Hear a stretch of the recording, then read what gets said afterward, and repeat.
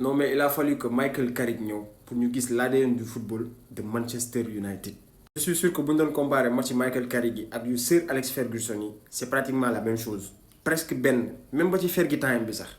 Non mais on vient de loin. Il a fallu que ñu toog depuis 2013 ba tey pour gis football bu xaw a nduróog bu Sir Alex. ci engagement bi ci intensité bi même si moment yi gën a difficile ci match bi ñuy subir dañ ciy exister bu dugal ci but. Ça, on a vu que Carrick a bien travaillé sur l'attitude mentale ci suñu yenn joueurs yi parce que genre match yi ñàkkoon nañ ko bu yàgg. Et d'ailleurs peu de temps bu Carrick yor équipe bi égalé la le nombre de séries victoires bu Amorim tegle 3 victoires moom en 3 matchs la ko def. Mais bu loolu yëpp weesoo Ruben Amorim lan la Kobbie Mainoo doon def entraînement ba tax daawul jouer. J'aimerais savoir. Je me demande ba tey 3 derniers matchs yi ñu Kobbie Mainoo defal. Qu'est-ce qui empêchait Ruben Amorim mu teg ko doon ma ay caprice philosophie tactique xanaa. La manière dont il stabilise notre milieu de terrain à côté de Casemiro, fabuleux. Casemiro nekkul joueur bi gën a géant suñu équipe mais boo xam ne si joueur yi ëpp ratio de but mbëkk si équipe bi après Maguire. Je parlais de stabilité tout à l'heure boo leen xoolee depuis que Kobbie Mainoo ñëw à ses côtés il fait moins de fautes et il est beaucoup plus concentré. Il s'est permis même ci deuxième but bi mi passe Cunha ñaf ci aveugle.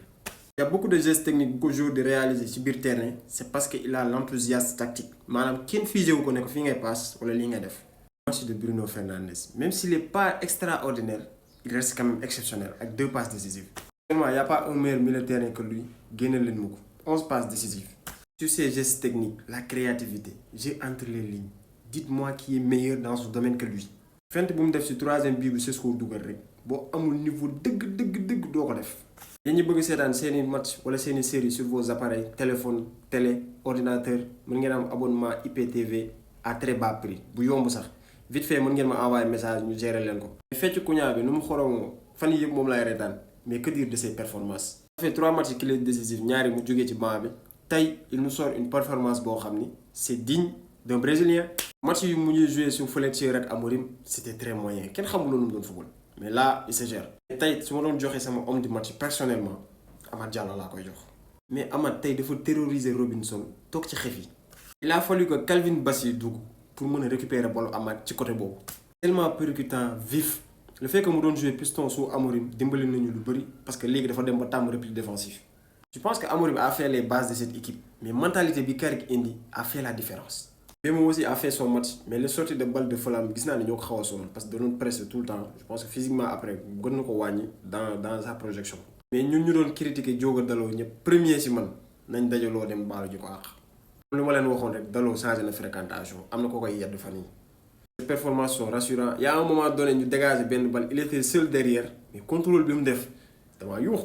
La défense s'est gérée ci match bi yëpp on a pris 2 buts mais 2 buts yëpp sur des faits de jeu benn bi sur penalty beneen bi tir bu sori ngandi bi soxla ñu dugal. Le niveau de Maguire faut que j'en parle à côté de Martinez je pense que stabilité bi ñu indi nii expérience moo koy joxe même si que boy yi sont très talentueux gars yi ñoo leen ëpp expérience. aussi boo leen fàttali ko ci waxatuñu ay waxu gardien de but tellement que y a une sérénité ba ñun dañuy fàtte ni am nañ góol bu baax. on a tellement souffert ak Baye Ndir ak Onana genre match yi ñoom ñoo ñu si daan génne ñu ñàkk ko vite fait. Je trouve Shaw aussi a fait un match un peu moyen même si que c'est pas mal jusque si yenn centre yi mënoon na gérer. Pour terminer on va parler du digne successeur de Sir Alex Ferguson qui a joué ak ñetti tactique ci biir match bi. J'ai vu depuis mu ñëw bu ñuy attaquer 4-3-2-1 bu ñuy défendre 4-4-2 bu ñu demee ba match bi serré ñu xaw ñoo sëpp mu indi 5-3-2. donc pendant ce temps il y avait un gars bu fi ñëwoon benn tactique lay footballé ba pare dëgër bopp. pourtant c'est le même effectif les mêmes joueurs ça veut dire que bu amoon changement tactique ci yenn match yi auparavant mën nañ bañ a yegg si fii. en tout cas ça va de bon augure ak attitude yu ñu am suñu mënee ak suñu mënee et que tey gis nañ équipe bi su yoree bal ak ñaax yor bal bi yëpp on est beaucoup plus concentré.